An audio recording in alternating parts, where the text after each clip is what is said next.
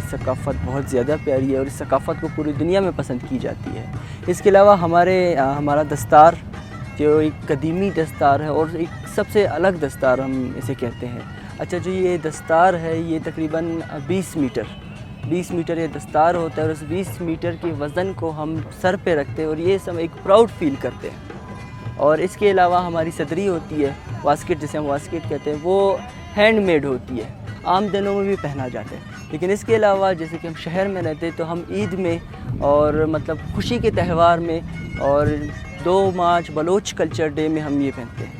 اور اس کے علاوہ ہمارے چوٹ ہو گئے، ہماری بڑی شلوار تو میں کہتا ہوں کہ پورے پاکستان میں بہت زیادہ مشہور ہے کہ ہم گیر والی شلوار پہنتے ہیں۔ اور اس کے علاوہ آپ دیکھ سکتے ہیں ہمارے پاس چڑی ہوتی ہے اور تلواروں کا اس لیے ہم رکھتے ہیں کیونکہ یہ استعمال ہوئے ہیں پرانے ٹائم۔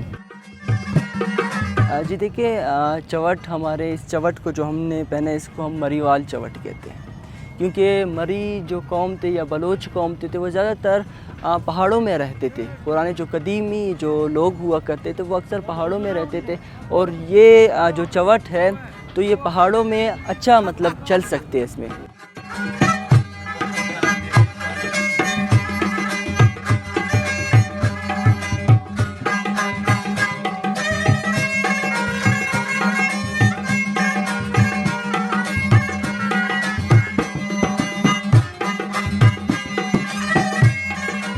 چوٹ ہمارے یہاں جو چوٹ بنتا ہے، چپل جس کو چوٹ ہم کہتے ہیں، وہ اتنا منفرد ہے کہ آپ کو قریبی خطوں میں کہیں اس طرح کا خوبصورت چوٹ نہیں ملے گا۔